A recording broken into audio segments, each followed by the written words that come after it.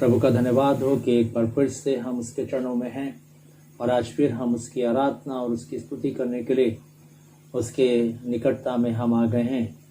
आज फिर हम धन्यवादित हैं कि परमेश्वर एक बार फिर से आप सबको अपने चरणों के पास लेकर आया ताकि प्रभु आज फिर हमारे जीवनों के द्वारा से अपनी महिमा ले।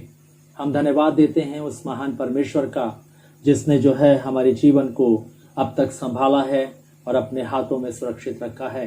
और आज फिर हम जब उसकी आराधना करने के लिए जा रहे हैं, हम एक बार फिर से आपका इस आराधना में स्वागत करते हैं और हम उस महान परमेश्वर को धन्य कहते हैं जिसने अपनी उपस्थिति में आज फिर आपको बैठाया है ताकि आत्मा और सच्चाई के साथ हम उसका भजन कर सकें। सो आइए हम सब अपने हाथ जोड़ेंगे, अपनी आंखों को बंद करेंगे और प्रार्थना में चलेंगे। हमारे जीवित महान सर्वशक्तिमान दयालु पिता परमेश्वर, हम एक बार फिर से तुझे धन्य कहते हैं तेरी असीम कृपा के लिए, भलाई के लिए, तेरे अनुग्रह के लिए जो पूरे सप्ताह प्रभु जी हमारी जिंदगियों में तूने बना के रखा। प्रभु जी इस महामारी के दौर में प्रभु आपने हम सबको सुरक्षित और भला चंगा रखा, इसके लिए हम तुझे धन्यवाद देते हैं। इस कलीसिया के हर एक परिवार को, हर एक जन को संभाला प्रभु, इसके लिए हम धन्यवाद देते हैं। जितने लोग प्रभु इस आराधना में जुड़ते हैं प्रभु जी, तेरे समीप अपने जीवन को ला के रखते हैं, तेरे वचनों को सुनते हैं प्रभु जी और लोगों तक प्रभु जी इन वचनों को पहुंचाते हैं प्रभु, हम हर एक के लिए धन्यवाद देते हैं कि तूने उन सबको भी संभाल के रखा। और आज फिर अपने चरणों में बैठने के लिए आशीष दी। इस आराधना पर बड़ी आशीष हो। आज जो कुछ भी हम इस आराधना में तेरी महिमा के लिए करते हैं, उन सब बातों से प्रभु तुझे महिमा मिले और तेरा नाम बहुतायतता के साथ ऊंचे पर उठाया जाए। आज के दिन में प्रभु हम चाहते हैं कि हमारी जिंदगियों से तुझे महिमा मिले। हम पूरी आराधना को तेरे हाथों में देते हुए इस विनती को प्रभु यीशु ख्रीष्ट के नाम से मांगते, आमीन। इस समय रहेगा कि हम एक गीत को सुनेंगे और परमेश्वर की स्तुति उस भजन के द्वारा से करते हुए हम अपने मनों को तैयार करेंगे ताकि हम परमेश्वर की आज जीवित वाणी को सुन सकें।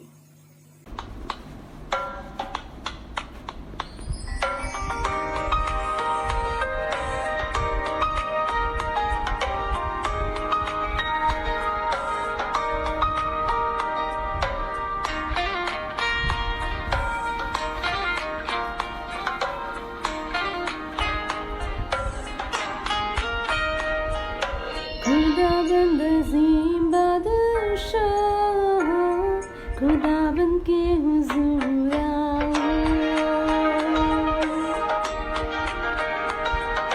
खुदाबंद अज़ीम बादशाह, खुदाबंद के हुज़ूर आओ। आओ सारी दुनिया के लोगों, आज नया गीत गाओ। खुदाबंद का नाम मुबारक हो।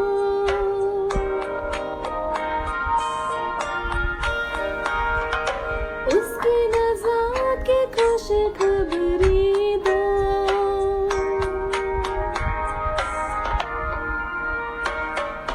खुदाबंद का नाम मुबारक हो। उसकी नज़ात की खुशखबरी दो। उसकी नज़ात की खुशखबरी दो। खुदाबंद अज़ीम बादशाह, खुदाबंद के हुज़ूर आओ। आओ सारी दुनिया के लोगों, आज नया गीत गाओ।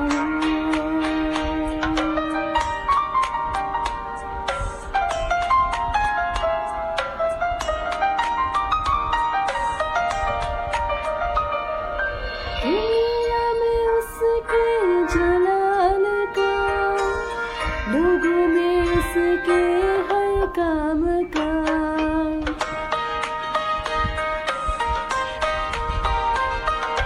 दुनिया में उसके जलाल का, लोगों में उसके हर काम का। करो बयां उसके गीत गाओ। करो बयां उसके गीत गाओ। सबसे अजीम वो सबसे बड़ा, उसने आसमां बनाया। उसके हुज़ूर आओ। आओ सारी दुनिया के लोगों, आज नया गीत गाओ। खुदाबंद अज़ीम बादशाह, खुदाबंद के हुज़ूर आओ।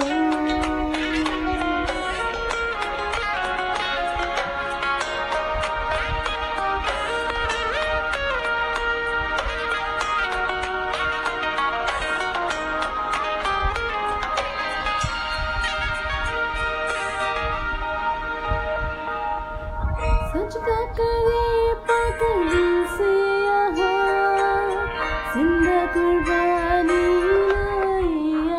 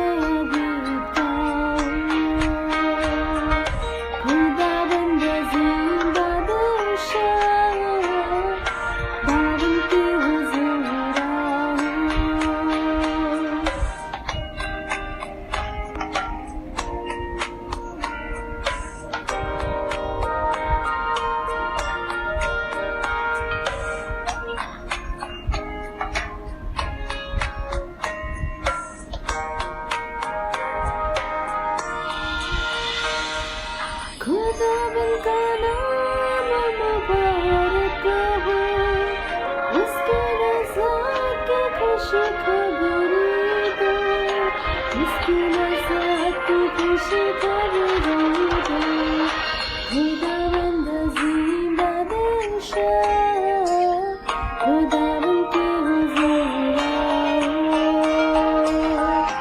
आओ सारी दुनिया के लोगों, आज नया गीत गाओ।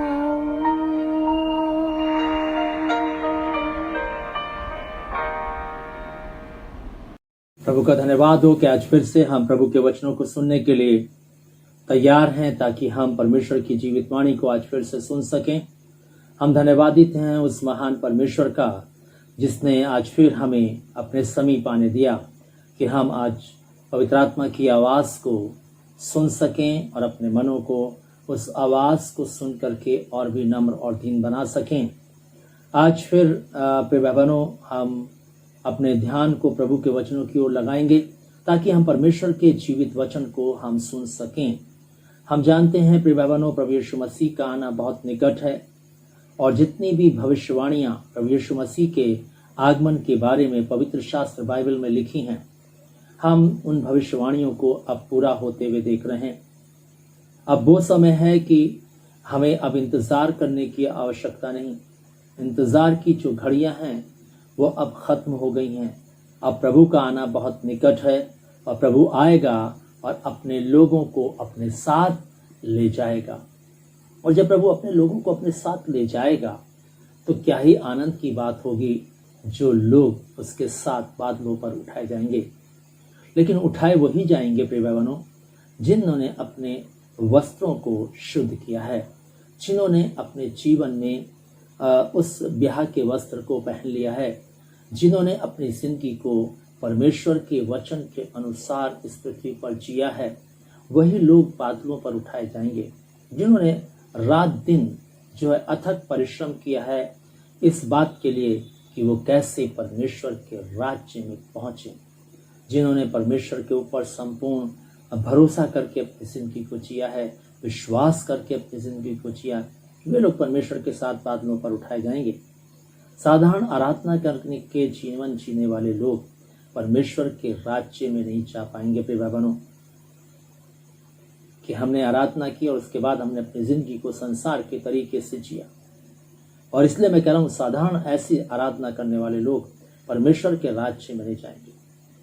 और इसलिए हम जानते हैं कि प्रभु कलीसिया को लेने आ रहा है, अपनी दुल्हन को लेने आ रहा है। सबसे पहले वो अपनी दुल्हन को ले जाएगा, और उसके बाद फिर जितने शेष पृथ्वी पर रहेंगे, फिर उनके बीच में वो 1000 साल का राज्य करेगा, और उसके बाद जो है फिर जगत का अंत आ जाएगा। परमेश्वर इस जगत का अंत करेगा, न्याय करेगा, दंड देगा, और भी बहुत सारी बातें हम परमेश्वर के उन दिनों में हम देखने पाएंगे। लेकिन आज मैं आपका ध्यान इस बात की ओर केंद्रित करना चाहता हूँ, क्या सचमुच में हम जो कलीसिया हैं, हमारी तैयारी प्रभु के आगमन को लेकर के किस प्रकार की है, जबकि हम अपनी जिंदगी को इस पृथ्वी पर जो है इन सब बातों को, इन सब घटनाओं को, इन महामारियों को, तूफानों को, 2 तूफान हमने देखे हैं इसी महीने के अंदर, है ना, कितनी भयंकर तबाही उन्होंने मचाई है। और हम जो है एक और नई अजूबा बीमारी को देख रहे हैं, जो ब्लैक फंगस के रूप में आ गई है। वो भी लोगों की जिंदगियों को तबाह कर रही है, और धीरे धीरे वो फैलती चली जा रही है। और हमें सचमुच में व्यवस्था विवरण का 28 अध्याय याद आता है, और उसके 59 और 60 पद में लिखा हुआ है कि ऐसे अनोखे अनोखे बीमारियां इस पृथ्वी पर आएंगी जिसका नाम हमने कभी पहले सुना भी नहीं होगा।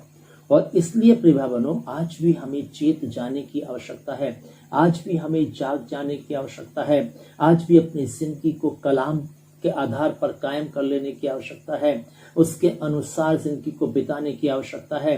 क्योंकि यदि हम इस वचन के अनुसार अपनी जिंदगी को नहीं जिएंगे, एक दिन ये कलाम हमें दोषी ठहराएगा, एक दिन ये कलाम हमारा न्याय करेगा। और ये कलाम कौन है मालूम है? ये कलाम खुदावंद यीशु मसीह है।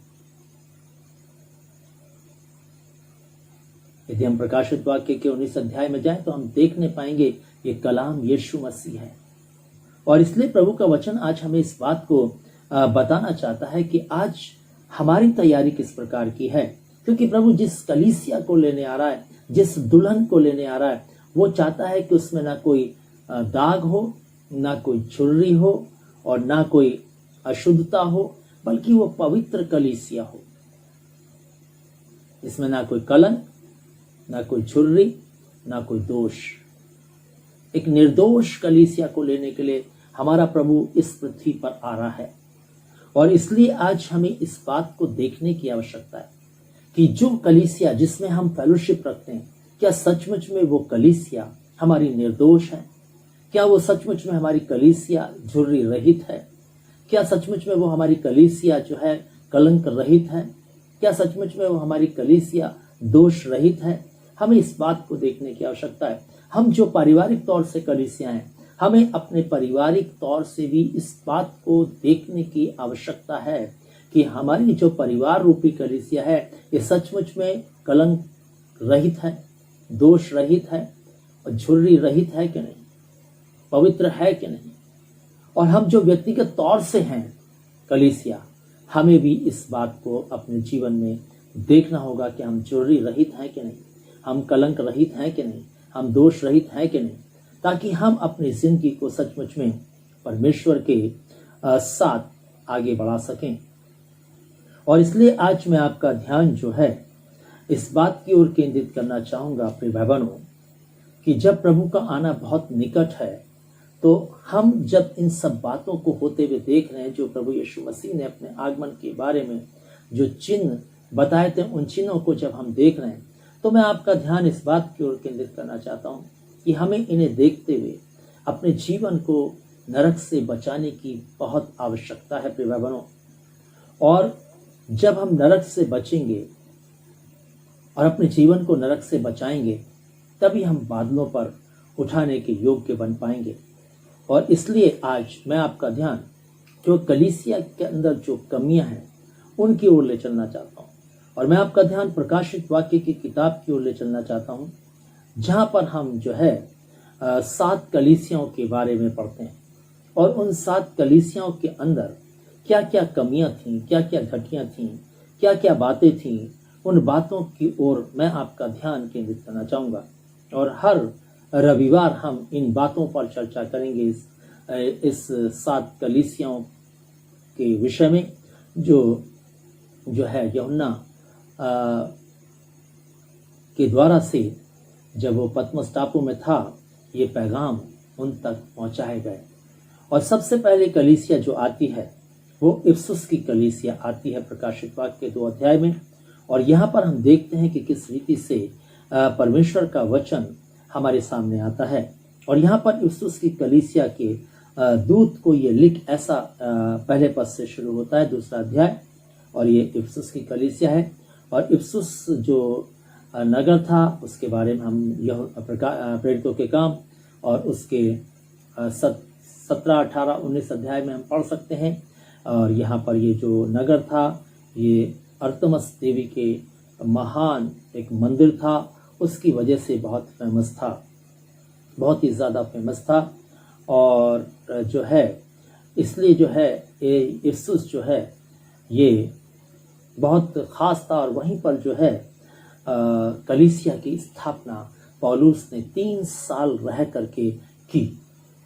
और यहाँ पर हम जब इस 17, 18, 19 अध्याय को प्रेरितों के काम की हम किताब में पढ़ेंगे, तो हम पूरे इतिहास को जो इफसुस का है हम जान लेंगे कि इफसुस किस प्रकार का नगर था, किस प्रकार के लोग वहाँ पर रहते थे।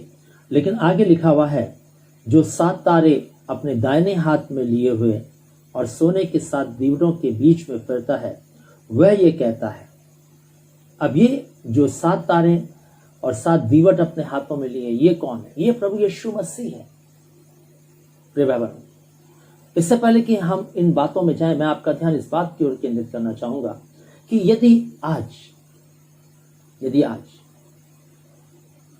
प्रभु यीशु मसीह हमारी कलीसिया में आ जाए, तो वो हमारी कलीसिया में आकर के क्या देखेगा? क्योंकि जब हम आगे 2 पद को पढ़ेंगे, तो हमें इस बात को ज्ञात होगा, इस बात का ज्ञात होगा, ये बात हमें देखने को मिलेगी कि प्रभु यीशु मसीह जो है कलीसिया की हर एक गतिविधियों पर ध्यान देता है, कलीसिया में आने वाले लोगों पर ध्यान देता है, कलीसिया के लोग जो आते हैं उनको वो जांचता और परखता है प्रिय भाई बहनों। और यहाँ पर मैं आपसे सवाल कर रहा हूँ कि यदि प्रभु यीशु मसीह आज हमारी कलीसिया में आए तो वो क्या देखेगा? क्या वो बड़ी बिल्डिंग देखेगा, सुंदर बिल्डिंग देखेगा, या वो सुंदर स्टेज देखेगा, या वो सुंदर क्वायर देखेगा, या वो लोगों को देखेगा कितने अच्छे ड्रेसअप होकर के ये आते हैं? क्या चीज देखेगा? आज जो कलीसिया है उसमें ये सब बातें देखी जाती हैं। आज लोग इन सब बातों को देखते हैं, कितनी अच्छी बिल्डिंग है, कितने अच्छे म्यूजिशियन वहां पर हैं, कितना अच्छा वहां पर क्वायर गाना गाती है, कितना अच्छा स्टेज बना हुआ है ना, कैसे लोग जो है कपड़े पहन करके वहां डिसेंटली आते हैं, है ना। आज इन बातों को देखा जाता है प्रिय भाइयों, लेकिन जो प्रभु है वो इन बातों को नहीं देखता प्रिय भाइयों। उसका नजरिया बिल्कुल भिन्न है। वो जो है बिल्डिंग को नहीं देखता, वो जो है बड़े अच्छे सुंदर स्टेज को नहीं देखता, वो जो है हमारे जो पुलपिट है वो कितना सुंदर है इसको नहीं देखता, और जो है कितने अच्छा म्यूजिशियन है इस बात को नहीं देखता, कितना अच्छे वहाँ पर गाने प्ले किए जाते हैं इस बात को भी नहीं देखता। ना ही वो हमारे साजों को देखता है, ना ही हमारे और कई चीज़ों को देखता है कि कैसे कपड़े पहन करके लोग आए या नहीं आए। इन सब बातों को वो नहीं देखता, बल्कि वो इन बातों को देखता है ये जो लोग मेरी आराधना करने के लिए आए हैं ये किस मन से आए हैं, इनकी मनसा क्या है इस आराधना करने आने में। क्या सचमुच में ये कपड़े दिखाने आए? क्या सचमुच में ये अपने आप को बड़ा दिखाने के लिए आए? क्या सचमुच में ये कलीसिया में आकर के शोशेबाजी करने के लिए आए हैं? ये कलीसिया में क्यों आए हैं? उसकी नजर इस बात पर रहती है, उसका ध्यान इस बात पर रहता है, क्योंकि वचन कहता है कि वो हमारे मनों को जांचता है, वो हमारे हृदय को देखता है। और इसलिए प्रिय भाई बहनों, परमेश्वर का वचन क्या कहता है इसी प्रकाशित वाक्य के 2 अध्याय में इफिसुस की कलीसिया के बारे में, कि वो जो अपने हाथों में, दाहिने हाथ में 7 तारे और सोने के 7 दीवटों के बीच में फिरता है, जो अपने हाथ में, दाहिने हाथ में 7 तारे लिए हुए है और सोने के दीवटों के बीच में फिरता है, वह ये कहता है। अब हम इससे पहले कि हम वो क्या कहता है इसके बारे में जाएं, हम इस बात को समझ लेंगे कि ये 7 तारे और 7 जो है जो है दीवटों का क्या मतलब है। और बाइबल हमें इस बात को बताती है, परमेश्वर का वचन हमें इस बात को बताता है कि ये जो 7 तारे हैं ये कलीसिया के दूत हैं, और जो दीवट हैं ये कलीसिया है, कलीसिया है। और इसलिए प्रिय भाई बहनों, हमें इस बात को अपने जीवन में समझना है, इस बात को जानना है कि प्रभु यीशु मसीह इस बात को कह रहा है, क्योंकि वो हमारी कलीसिया को देखता है, वो हर एक कलीसिया को देखता है। और जब हम इस बात को कहते हैं कि जहां 2 या 3 तेरे नाम से इकट्ठा होते हैं मैं उनके बीच में मौजूद होता हूं, तो प्रभु तो हमारे कलीसिया में आकर बैठता है। मत भूलिए प्रिय भाई बहनों,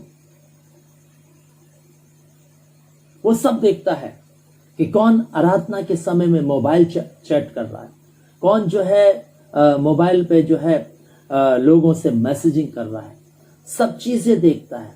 कौन कॉल आने पर जो है उस उठ करके बाहर उसको बात करने के लिए जा रहा है, सब चीजों को देखता है, एक एक चीज पर नजर रखता है। और यहां पर हम देखते हैं 2 पद में प्रभु कहता है कि यीशु कहता है, मैं तेरे काम और तेरे परिश्रम और तेरे धीरज को जानता हूं। क्या कहता है? कि मैं तेरे काम को जानता हूं, मैं तेरे परिश्रम को जानता हूं, मैं तेरे धीरज को जानता हूं। और यहां पर हम देखते हैं कि किस प्रकार से प्रभु यीशु मसीह जो है इस कलीसिया की प्रशंसा कर रहा है, इस कलीसिया की बढ़ाई कर रहा है और वह कह रहा है कि मैं तेरे कामों को जानता हूं कि जो तू मेरे लिए करता है। मैं तेरे उस बड़े परिश्रम को जानता हूं जो तू मेरे लिए करता है। मैं उस धीरज को जानता हूं जो धीरज धरकर मेरे लिए दुख उठाता है। जब हम आगे जाएंगे तो इस बात को हम तीसरे पद में देखने पाएंगे। लिखा हुआ है, तू धीरज धरता है और मेरे नाम के लिए दुख उठाते थका नहीं है। और यहाँ पर हम देखते हैं कि वो हमारे कामों को जानता है कि हम आकर जो सुबह दरियां बिछाते हैं, हम जो आकर के साउंड लगाते हैं, हम जो आकर के सुबह सुबह आ जाते हैं, सबसे पहले आकर के चर्च की सफाई करते हैं, पुलपिट को साफ करते हैं और कई परिश्रम करते हैं। हम जो है क्वायर के गीतों को गाने के लिए प्रैक्टिस करते हैं। जो भी परिश्रम हम प्रभु के काम के लिए, जो भी काम हम प्रभु के प्रति करते हैं, उसके बारे में परमेश्वर जानता है प्रिय बहनों, क्योंकि उसका प्रतिफल उसके पास है उस हर एक काम का। और इसलिए परमेश्वर आज फिर हमसे कहना चाहता है, प्रभु आज फिर हमसे बात किया चाहता है और वो इस बात को बता देना चाहता है कि मेरी दृष्टि तुम्हारे कामों पर है जो तुम मेरे लिए करते हो। आगे कहता है, मैं तुम्हारे परिश्रम को भी जानता हूं, प्रशंसा करता हूं उनके परिश्रम की, क्योंकि वो जो है जो भी काम करते थे प्रभु के लिए वो बहुत ही यत्न के साथ करते थे, अपनी ताकत सामर्थ्य के साथ करते थे। इसलिए वो कहता है, मैं तुम्हारे परिश्रम को जानता हूं। और फिर जो उन्होंने दुख उठा उठा करके अपनी जिंदगी को परमेश्वर के साथ जिया है इस संसार में, पाप से बचा करके, पाप के उस आनंद से बचा करके, पाप करने से जो सुख मिलता है मनुष्य के शरीर को, उस सब से बचा करके जो दुख उठा करके उसने अपनी जिंदगी को परमेश्वर के साथ जिया है, उन सब बातों को भी कहता है, मैं जानता हूं कि तू उनमें धीरज धरता है, धीरज धर के तूने सब बातों को सह लिया है। मैं जानता हूं प्रशंसा करता है। पहली बात उनके कामों की प्रशंसा करता, दूसरी बात उनके परिश्रम की प्रशंसा करता, तीसरी बात वो जो है उसके धीरज धरने की प्रशंसा करता है। और कितनी ताड़ना, कितनी प्रताड़ना उस जमाने में हुआ करती थी, जो प्रभु यीशु मसीह के साथ अपनी जिंदगी को जीते थे। लोगों को आरों से कटवा दिया जाता था, परमेश्वर के भक्तों को आग में चलवा दिया जाता था, और जो है एक प्रकार का एक बुल होता था, उसमें आदमी को लिटा करके उसमें उसको अंदर रख करके नीचे से आग जला दी जाती थी, उसमें रोस्ट हो जाता था। इस प्रकार की ताड़ना, इस प्रकार का दुख से जो है भरा समय था, पीड़ा का समय था, उस समय में सताव था, बहुत सारी बातें थी, लेकिन सब बातों को सहते हुए इन्होंने अपनी जिंदगी को परमेश्वर के साथ जिया। और आगे वो कहता है, इतना ही नहीं, प्रशंसा करते हुए चौथी बात कहता है कि तू जो है एक परखने वाली कलीसिया भी है, एक परखने वाली कलीसिया भी है। लिखा है दो पद में, इसके आगे चलेंगे, मैं तेरे कामों और तेरे परिश्रम और तेरे धीरज को जानता हूं, और यह भी कि तू बुरे लोगों को देख नहीं सकता जो अपने आप को प्रेरित कहते हैं और है नहीं, तूने उन्हें परख कर झूठा पाया। और यहाँ पर हम देखते हैं कि परखने वाली भी कलीसिया थी, परखती भी थी कि कौन झूठी प्रेरिताई कर रहा है, कौन झूठा शिक्षा दे रहा है। इस सब बातों को परखती थी, क्योंकि ये कलाम को पढ़ने वाले लोग थे, वचन को पढ़ने वाले लोग थे, वचन से जुड़े हुए लोग थे। इसलिए तो ये बुरे लोगों को देख नहीं सकते थे, झूठे लोगों को देख नहीं सकते थे, झूठे वचन के प्रचारकों को देख नहीं सकते थे, झूठे भविष्यवक्ताओं को देख नहीं सकते थे, नकुलाई की शिक्षाओं को ये अपने जीवन में जो है उनसे घृणा करते थे, उन कामों से घृणा करते थे जो नकुलाई जैसे थे। ये परखने वाली कलीसिया तो थी। और हम देखते हैं प्रिय बहनों कि जब तक हम कलाम से वाकिफ नहीं होंगे, वचन से वाकिफ नहीं होंगे, हम कैसे समझ पाएंगे कि ये जो संदेश दिया जा रहा है ये ठीक नहीं है, ये जो प्रचार किया जा रहा है ये ठीक नहीं है। हमें वचन से वाकिफ होना पड़ेगा प्रिय भाई बहनों, हमें वचन का ज्ञान रखना पड़ेगा। प्रेरितों के काम 17 अध्याय, आइए मेरे साथ बाइबल को खोलें। प्रेरितों के काम की किताब उसका 17वां अध्याय, देखिए बाइबल क्या कहती है। 17 अध्याय और उसके 11वें वचन में देखिए क्या कहता है। 17 अध्याय के 11 वचन में, आइए हम निकालेंगे, खोलेंगे सब लोग मिलकर के। और लिखा है, ये लोग जो थिस्सलुनीके के यहूदियों से भले थे और उन्होंने बड़ी लालसा से वचन ग्रहण किया और प्रतिदिन पवित्र शास्त्रों में ढूंढते रहते कि ये बातें यूं ही हैं कि नहीं। मतलब उन्होंने इस वचन को जो है ऐसे ही नहीं ग्रहण कर लिया, जो बताया ठीक है ठीक है ठीक है। उन बातों को समझते थे, बताते थे, सिखाते थे कि कैसे जिंदगी को जीना है, कैसे जिंदगी को बिताना है। और इसलिए प्रभु आज भी हमसे बात कर रहा, प्रभु आज भी हमसे कहना चाहता है, प्रभु आज भी हमें सिखाना चाहता है कि इस कलीसिया में जो चौथी बात थी वो ये थी कि ये परखने वाली कलीसिया थी। प्रिय भाई बहनों, परखने वाली कलीसिया, परखने वाली कलीसिया थी। लेकिन हम देखते हैं इसके बावजूद भी परमेश्वर का वचन क्या कहता है इस कलीसिया से, इसकी कमी के बारे में बात करते हुए कहता है 4 पद में, पर मुझे तेरे विरुद्ध यह कहना है।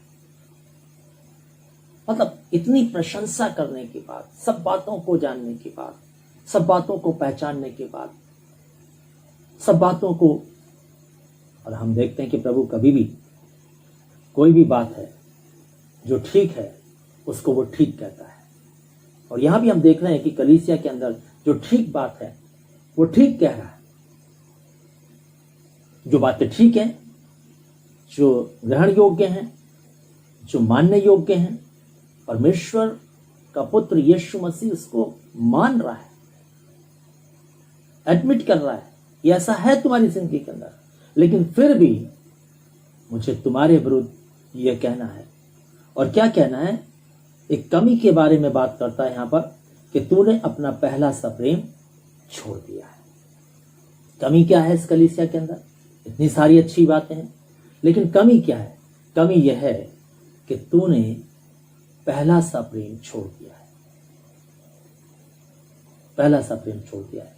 5वें पद में लिखा है, इसलिए स्मरण कर कि तू कहां से किया है। आगे कहता है, और मन फिरा और पहले के समान काम कर। यदि तू मन ना फिराएगा तो मैं तेरे पास आकर तेरे दीवट को उसके स्थान से हटा दूंगा। और आप याद रखिए प्रिय बहनों, प्रभु जो कहता है वो करता है। अगर उसने कहा मैं दीवटों को उस स्थान से हटा दूंगा तो हटा देगा। और इसलिए हमें आज इस कलीसिया की कमी के बारे में प्रभु एक बार फिर से आगाह कर रहा है। हो सकता है हमारी कलीसिया में भी ये कमी हो, क्योंकि अगर ये कमी हमारी जिंदगी के अंदर है तो प्रभु अब हमारे दीवटों को हटा देगा, हमें हटा देगा, अलग कर देगा। हम बादलों पर उठाए नहीं जाएंगे, हम परमेश्वर के राज्य के भागीदार नहीं बन पाएंगे प्रिय भाई बहनों, क्योंकि परमेश्वर का वचन हमें इस बात को सिखाता है, बाइबल हमें इस बात को बताती है। प्रभु आज फिर हमसे कह रहा है, और यहां पर कह रहा है जो कमी है वो ये है कि तूने अपना पहला सा प्रेम जो तू मुझसे करता था तूने छोड़ दिया है।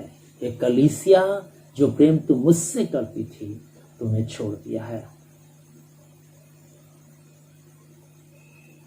मेरे भाई बहनों, आज हम अपनी जिंदगियों की ओर गौर करेंगे। हम जो आज इस वचन को सुन रहे हैं, कलीसिया की कमियों के बारे में हम विचार कर रहे हैं। और ये जो 7 कलीसियां हैं, ये आज की कलीसिया जो हैं, बिल्कुल उनमें भी ये सब बातें पाई जाती हैं। ये सब कमियां हैं, ये सब बातें हैं जो कमी के रूप में है, जिनको हमें निकालना है, जिनको हमें हटाना है और पुनः हमें उस दशा में लौटना है जिस दशा में हमने अपने जीवन की शुरुआत प्रभु यीशु मसीह के साथ की थी। और इसलिए यहां पर वो कहता है कि तूने पहला सा प्रेम छोड़ दिया। जब हम प्रभु के पास आए थे तो प्रिय भाई बहनों, हमारे अंदर जो है प्रभु के प्रति लगनता थी, प्रभु के प्रति समर्पण था, प्रभु के प्रति पहला स्थान था। हम जो है प्रभु के लिए सब परिश्रम करने के लिए तत्पर थे।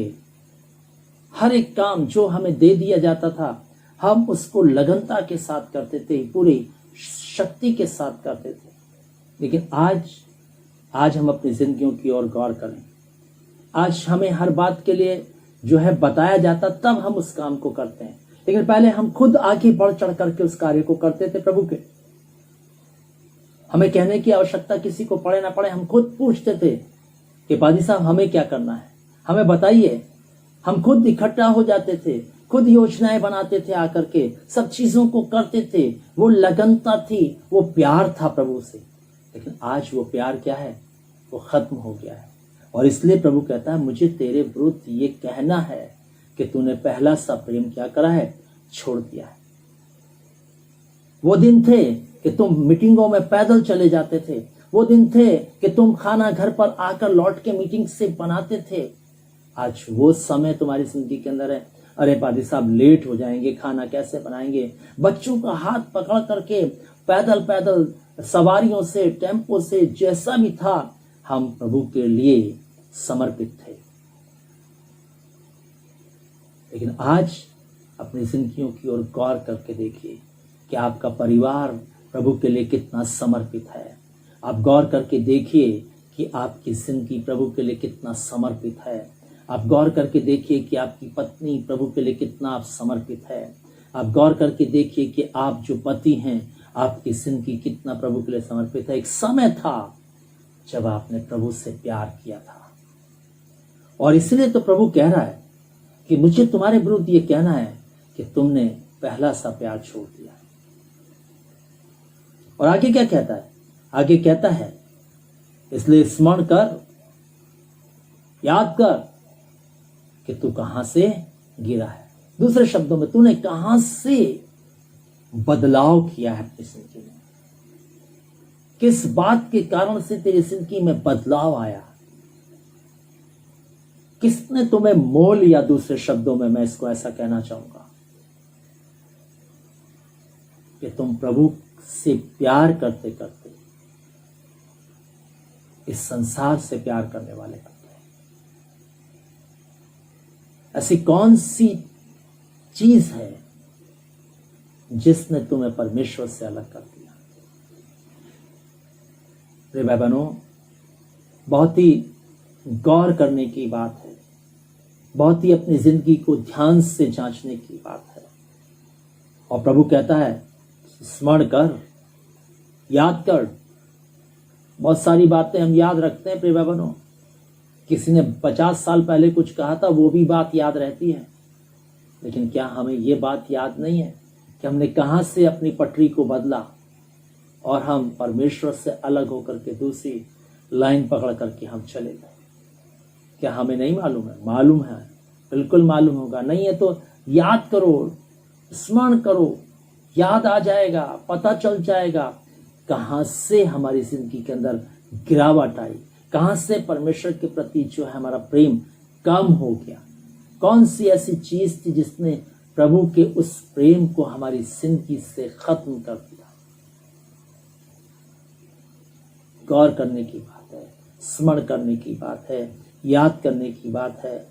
और कहता है स्मरण करके तू कहां से गिरा है।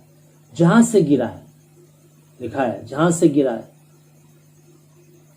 कहता वहीं उसी स्थान पहुंच करके, उसी जगह पर आकर के, उसी बात को लेकर के मन फिरा कर, वहीं से मन फिरा। निकल तो तू बहुत दूर तक गया है, लेकिन लौट के फिर वहीं आ, वहीं से मन फिरा। और कहता है पहले के समान काम कर, पहले के समान। जैसे पहले तू मेरे लिए जीता था, पहले तू मेरे लिए मीटिंगों में दौड़ता था, पहले तू मेरे लिए दान को निकालता था, मेरे लिए 10वां अंश निकालता था, मेरे लिए उपवास रखता था, मेरे लिए प्रार्थना का जीवन जीता था, बिना बाइबल पढ़े जो है नहीं सोता था। बाइबल तेरी जिंदगी के लिए एक जो है ऐसी चीज थी जिससे तू अपनी जिंदगी को अलग नहीं कर पाता था। थका होने के बावजूद, बहुत ही जीवन में कष्ट होने के बावजूद भी तुमने बाइबल को अपनी जिंदगी में जरूर स्थान देता था। पहले के समान काम कर, वैसा ही कर। जो चाल तूने चली थी वही चाल चल। यदि वही चाल चलेगा तो तेरे दीवटों को मैं उस स्थान से नहीं हटाऊंगा। लेकिन अगर नहीं चलेगा तो मैं उसको क्या करूंगा? हटा दूंगा। याद रखिए प्रिय भाइयों। और इसलिए आज प्रभु हमें बताना चाहता है क्या कारण था कि हमने पहला सा प्रेम छोड़ दिया। पहली बात मैं आपका ध्यान केंद्रित करना चाहूंगा कि जो हमने पहला सा प्रेम प्रभु के प्रति जो छोड़ दिया, उसका कारण ये था कि हमने अपनी जिंदगी को संसार के तरीके से जीना शुरू कर दिया। हमारे लिए संसार प्रिय हो गया।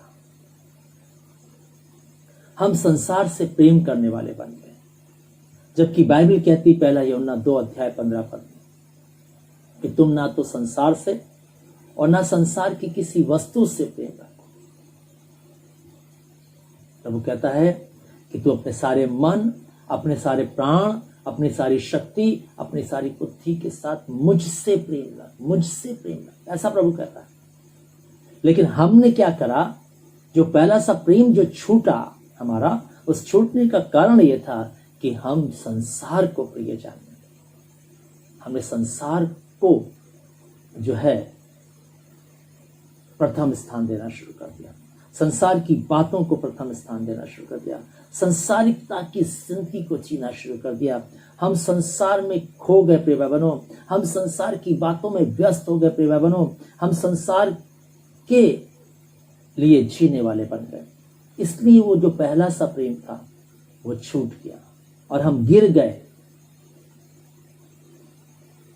क्योंकि हम संसार की सदृशता में चले गए।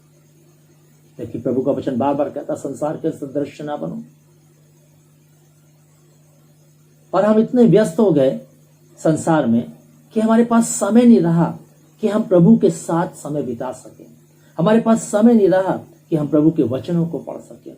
हमारे पास समय नहीं रहा कि हम प्रार्थना कर सकें। हमारे पास समय नहीं रहा कि हम परमेश्वर के वचन का अध्ययन कर सकें। समय समाप्त हो गया, खत्म हो गया, क्योंकि अब हमें संसार प्रिय लगने लग गया। अब हम संसार को प्रिय जानकर अपनी जिंदगी को जीने वाले बन गए, क्योंकि हमारे जो प्रेम है अब वो प्रभु से नहीं, अब वो किससे हो गया? संसार से हो गया। और वो प्रेम संसार से जो हमें हो गया, उसकी वजह से आज जो है हम आराधना भी अपनी जिंदगी से टाल देते हैं। आज हमें संसार से इतना ज्यादा प्यार हो गया है, इतने ज्यादा हम संसार की बातों में व्यस्त हो गए। आज मोबाइल हमारी जिंदगी में एक ऐसी चीज है जिसके द्वारा से आज हम प्रभु से प्यार करना भूल गए हैं। हम चर्च ले जाते समय बाइबल ले जाना भूल सकते हैं, लेकिन हम चर्च जाते समय मोबाइल ले जाना नहीं भूल सकते। मोबाइल ले जाना नहीं भूल सकते।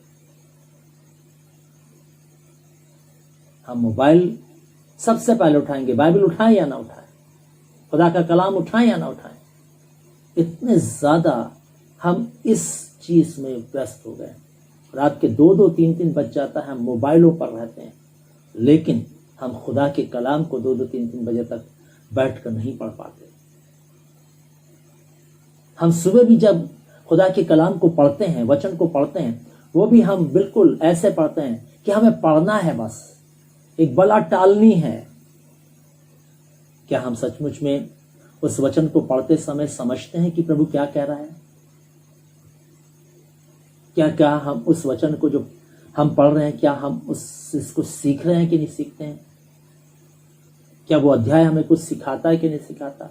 क्या हम ऐसा अध्ययन करते हुए पढ़ते हैं? कदापि नहीं प्रिय भाई बहनों, क्योंकि हम इतने ज्यादा व्यस्त हैं। मैं आपको बताना चाहता हूं, अगर आराधना 1 घंटे से 1.5 घंटे की हो जाए, अगर 2 घंटे की हो जाए, तो जो है अगले दिन चर्च में उपस्थिति घट जाती है। प्रिय भाई बहनों, ऐसे चर्चेस हैं कि पादी साहब बहुत लंबा समय लगाते हैं, इसलिए महीने में 1 ही बार चलो भाई। ये दशा है हमारी जिंदगी की, क्योंकि हम संसार की संसारिकता में इतना व्यस्त हो गए प्रिय भाई बहनों।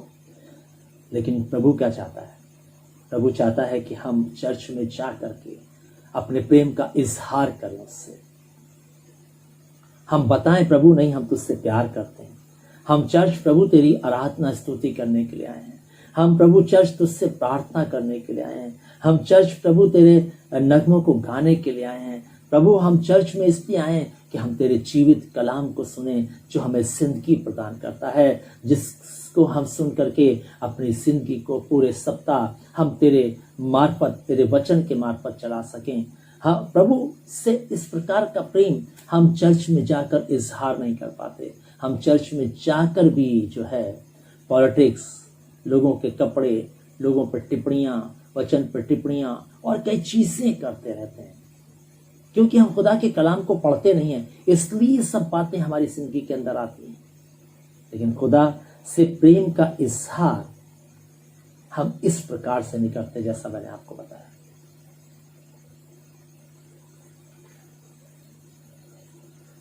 प्रिय बहनों, आज हम प्रभु की आराधना स्तुति भी जो है एंटरटेनमेंट के लिए करने जाते हैं।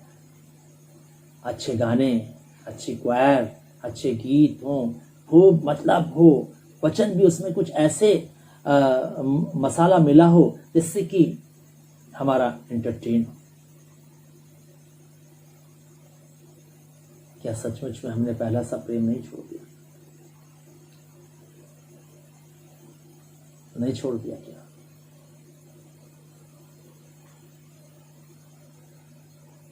क्या प्रभु का आराधना करने का स्थान एक एंटरटेनमेंट का जगह बन गया, या वो प्रभु से मिलने की जगह है, प्रभु की आवाज को सुनने की जगह है, प्रभु के समीप दीन होने की जगह है? क्या समझ रहे हैं हम प्रिय भाई? क्योंकि हमने पहला सा प्रेम छोड़ दिया, इसलिए ये सब बातें हैं। इसलिए भाई वहां चलो, बड़ा अच्छा, वो बहुत हंसाते हैं भाई पादी साहब, वचन में इतना हंसाते, मजा आ जाता है भाई। लेकिन ये पादी साहब तो बिल्कुल जो है सूखी घास खिलाते रहते हैं, है ना, बिल्कुल रूखा संदेश देते हैं, बिल्कुल ठेठ बता देते हैं, है ना। ऐसा हमारे मन की विचारधारा बन गई प्रिय बहनों, क्योंकि हमने संसार से प्यार करना शुरू कर दिया है।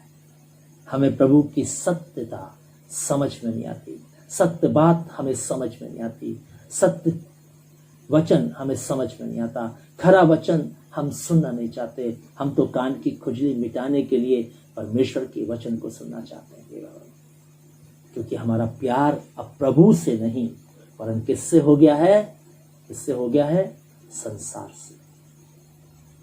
और इसलिए प्रिय बहनों, परमेश्वर का वचन कहता है कि प्रभु ने मनुष्य को अपनी महिमा के लिए बनाया था, महिमा करने के लिए बनाया था। आज हम प्रभु की महिमा करने की बजाय हम एंटरटेनमेंट ढूंढने लग गए हैं, प्रभु की आराधना स्तुति करने, क्योंकि हम संसार में, संसार के लोगों की तरह हम अपनी जिंदगी को अब ले चले हैं प्रिय बहनों।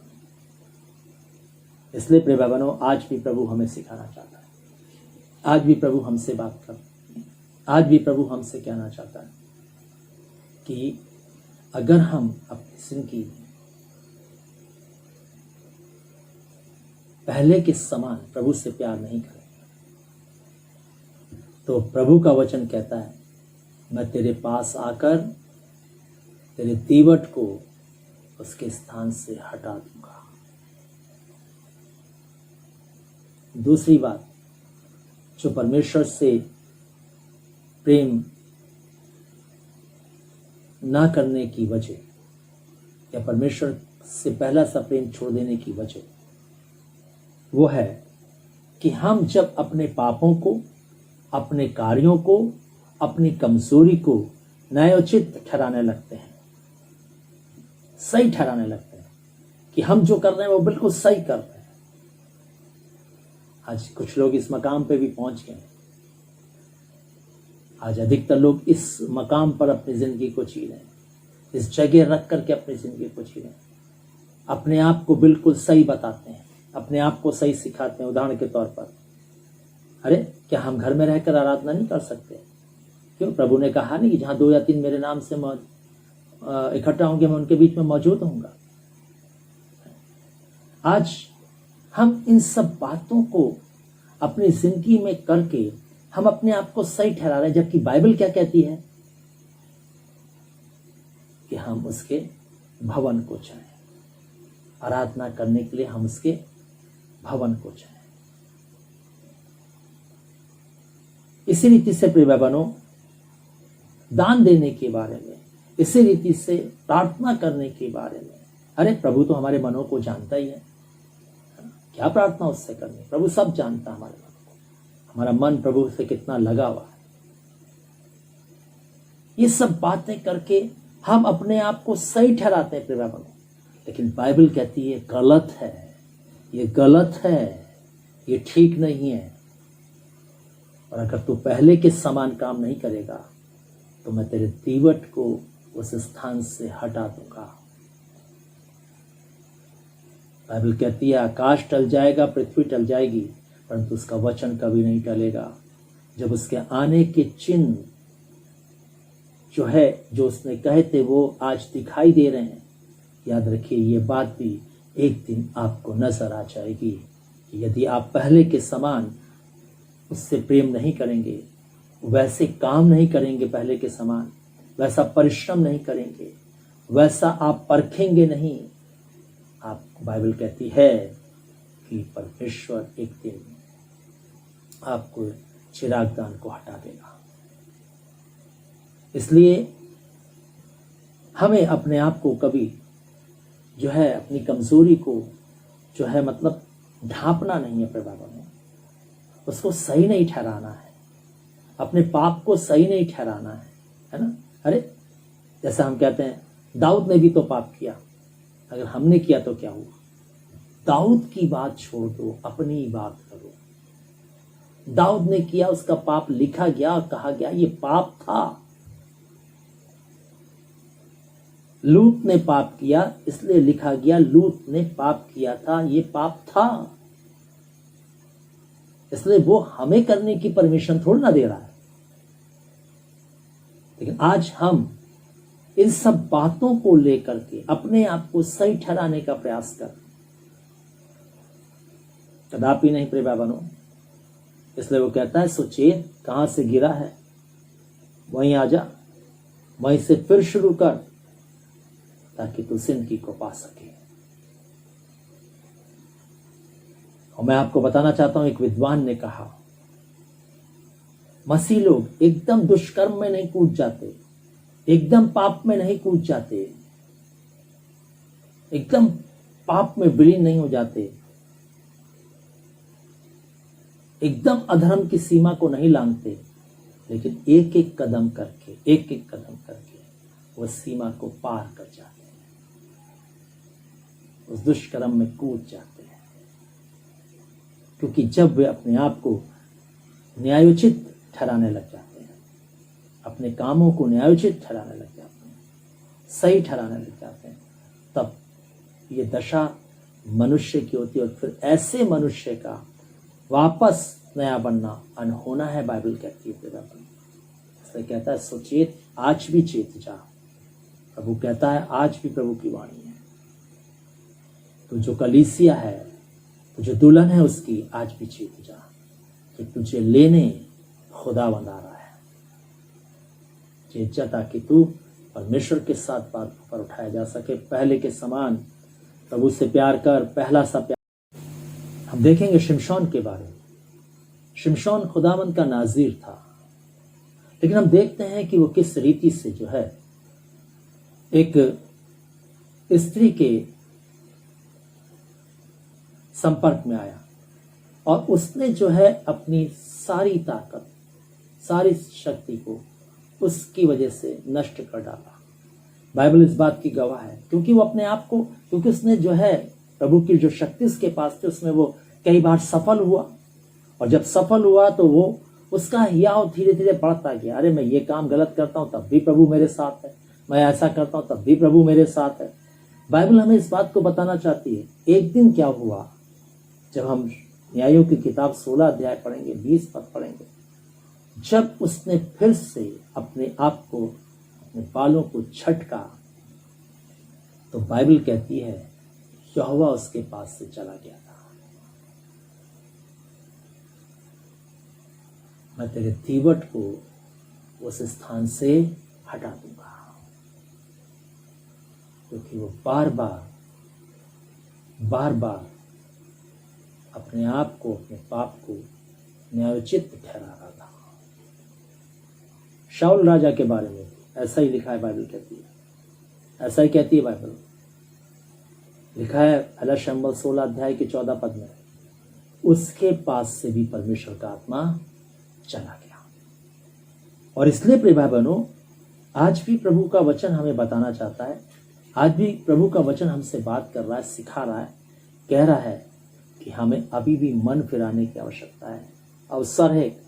इन सारी बातों के बावजूद भी हमने पहला सा प्रारंभ छोड़ दिया है। हम संसार में व्यस्त हो गए हैं, संसार से प्यार करने लग गए हैं, हम अपने आप को न्यायोचित ठहराने लग गए हैं, अपने पापों को, अपने कामों को, अपनी कमजोरियों को जो है सही ठहराने लग गए हैं, है ना। सब बातों के बावजूद भी प्रभु हमें फिर भी एक अवसर देना चाहता है। वो कहता है अभी भी समय है, मन फिरा, पहले के समान जिंदगी को जीने वाला बन, जो तूने पहले शुरू की थी, और उसी गति से, उसी रीति से इस जिंदगी को मेरे साथ आगे बढ़ा। मुझसे प्रेम करते, मेरे अलावा तेरी जिंदगी में कोई दूसरा ना हो, मेरे स्थान के अलावा पहला कोई दूसरे का स्थान मेरी जगह पे ना हो। प्रभु ये चाहता है प्रिय बहनों, इसलिए आज भी प्रभु हमसे कहना चाहता है कि प्रभु चर्च में जब आज शुरू होता है, जब हम उसको कहते हैं प्रभु तू आ, हमारे बीच में उपस्थित हो, और जब प्रभु हमारे बीच में उपस्थित होता है तब वो हमारी जिंदगियों पर गौर करता है। मत भूलिएगा, मत भूलिएगा, अगर 2 या 3 भी इकट्ठा हो रहे हैं तो भी वो उनके बीच में मौजूद होकर के तो भी उनकी जिंदगियों को वो देखता है। मलाकी की किताब पढ़ेंगे तो वहाँ पर लिखा हुआ है कि परमेश्वर के लोगों ने बातचीत की और परमेश्वर उनकी बातों को ध्यान धर कर सुनता था। याद रखिए प्रिय बहनों, आज भी खुदा का वचन हमें सिखाता है कि अगर हम अपनी जिंदगी को परमेश्वर के राज्य तक पहुंचाना चाहते हैं, प्रभु के आगमन पर बादलों पर जाना चाहते हैं, उस कलीसिया के साथ जिसमें ना कलंक है, ना दोष है, ना झुर्री है, जो पवित्र है, निर्दोष है, अगर हम उस कलीसिया के साथ उठाए जाना चाहते हैं तो हमें पहले के समान काम करना होगा, पहले जैसा प्यार परमेश्वर से करना होगा, स्मरण करना होगा कहाँ से हमने प्रभु से प्यार करना बंद किया, और वहीं से मन फिरा करके अपनी जिंदगी को प्रभु के साथ फिर से वहीं से शुरू करना होगा, ताकि हम परमेश्वर के उस साथ बादलों पर उठाए जा सकें और उस कलीसिया के जिसको लेने के लिए वो आ रहा है, हम उसमें संभागी सदस्य बन सकें। सो प्रभु आज भी हमें सिखाता, हम सीखें, और ये अफसोस की कलीसिया की उसने अच्छाई को भी बताया और उसकी कमी को भी बताया। और इसलिए प्रिय बहनों, आगे भी हम क्रम में अन्य कलीसियाओं के बारे में भी सीखेंगे आने वाले सप्ताह में, और हम इन 7 कलीसियाओं पर इनकी कमियों पर विचार करेंगे और देखेंगे कि क्या ये बातें आज हमारी कलीसिया में या हम जो कलीसिया हैं, हम जो उसकी दुल्हन है, हमारी ज़िंदगियों में तो नहीं है। अगर हैं तो हम मन फिरा करके अपनी ज़िंदगी को खुदा के साथ ठीक कर लेंगे, ताकि हम प्रभु के राज्य में पहुंच सकें। प्रभु हम सबको आशीष देवे। आज हम यहीं रुकेंगे, प्रार्थना में चलेंगे। जीवित महान सर्वशक्तिमान दयालु पिता परमेश्वर, हम धन्यवाद देते हैं आज के इस सुंदर वचन के लिए जो तूने हमें दिया। तेरे वचन को आज हम फिर सुनने पाए तेरे पवित्र आत्मा के द्वारा से। प्रभु जी, कलीसिया जिसको लेने के लिए तू आ रहा है, उसमें कोई कमी नहीं होनी चाहिए, ये तू चाहता है पिता। और हम भी चाहते हैं कि कमी हमारी जिंदगी में ना हो। प्रभु जो आज तूने कमी बताई है कि हमने पहला सा प्रेम तुझसे छोड़ दिया है करना, प्रभु होने दे कि हम पहले के समान ही अपनी जिंदगी में तुझसे प्यार करने वालों। हमारी जिंदगी में प्रभु जी सचमुच में सब बातें नीचे हों, पति पत्नी भाई बहन लड़के वाले, इवन हमारा प्राण भी सबसे नीचे हो, और तू हमारी जिंदगी के लिए सर्वोच्च हो। प्रभु आप सहायता करें, मदद करें। और प्रभु जी एक एक को अगर कोई भूला भी है, उसको स्मरण नहीं है कि कहाँ से वो गिरा है, कहाँ से परमेश्वर से प्यार करना बंद किया है, एक एक को प्रभु तू याद दिला, ताकि वो वहाँ से फिर से मन फिरा करके अपनी जिंदगी को तेरे साथ शुरू कर सके। पूरी कलीसिया को संभाल, इस वचन को आशीषित कर प्रभु। जब ये लोगों तक पहुँचता है तो प्रभु सचमुच में लोगों की जिंदगी प्रभु तेरे आगमन के लिए तैयार हो सके, तेरे स्वागत करने के लिए तैयार हो सके, और तेरी उस पवित्र कलीसिया के साथ संभागी होने वाली हम सब बन सकें पिता। एक बार फिर से सब लोगों को तेरे हाथों में देते हुए, जिन्होंने कलीसिया के साथ आराधना की है, हर एक को तेरे हाथों में सौंपते हुए, हर एक परिवार पर तेरी आशीष चाहते हुए, और ये चाहते हुए हर एक को प्रभु जी इस महामारी से बचा कर रख, और प्रभु जी अपने आगमन के लिए हर एक को तैयार कर। यीशु ख्रिस्ट के नाम से मांगते, आमीन। अब हमारे परमेश्वर पिता का प्रेम, प्रभु यीशु मसीह का अनुग्रह और पवित्र आत्मा की सहभागिता हम सब विश्वास करने वालों के साथ, जहाँ के समस्त विश्वासियों के साथ, इस कलीसिया के साथ, इस झुंड के साथ जो आज इस आराधना में इकट्ठा हुआ है, जितने लोगों ने प्रभु आराधना अटेंड किए, सबके साथ, जब तक प्रभु यीशु मसीह दोबारा नहीं आते, ये आशीषें युगानुयुग एक सी बनी रहें। आमीन। सबको जय मसीह की। अगर आपको ये वचन सचमुच में आशीष में लगा है तो आप और लोगों को भी इसको सब्सक्राइब कर सकते हैं और इसको शेयर कर सकते हैं, और लोगों को कह सकते हैं कि हमारे इस चैनल को सब्सक्राइब करें। प्रभु आप सबको आशीष दें।